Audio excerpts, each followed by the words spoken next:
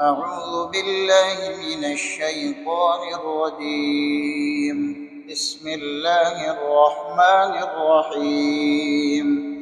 ألم تر إلى الذين يزعمون أنهم آمنوا بما أنزل إليك وما أنزل من قبلك يريدون أن يتحاكموا إلى الطاغوت وقد أمروا أن يكفروا به ويريد الشيطان أن يضلهم ضلالا بعيدا.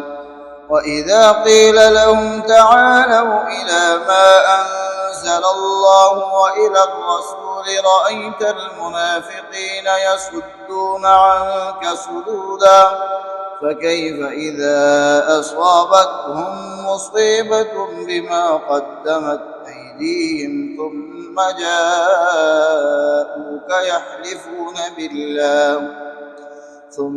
جاءوك يحلفون بالله إن أردنا إلا إحسانا وتوفيقا. أولئك الذين يعلم الله ما في قلوبهم فأعرض عنهم وعظهم وقل لهم في أنفسهم قولا بليغا. وما أرسلنا من رسول إلا ليطاع بإذن الله ولو أنهم إذ ظلموا أنفسهم جاءوك فاستغفروا الله واستغفر لهم الرسول لوجدوا الله توابا رحيما.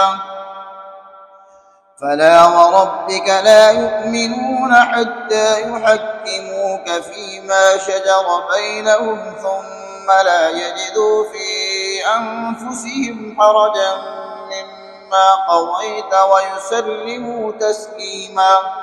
ولو أنا كتبنا عليهم أن اقتلوا أنفسكم أو اخرجوا من دياركم ما فعلوه إلا قليل منهم ولو أنهم فعلوا ما يوعظون به لكان خيرا لهم وأشد تثبيتا. وإذا لآتيناهم من لدنا أجرا عظيما ولهديناهم صراطا مستقيما.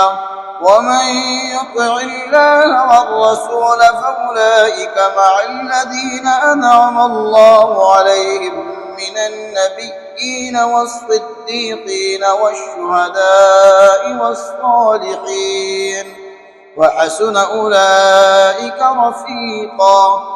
ذلك الفضل من الله وكفى بالله عليما.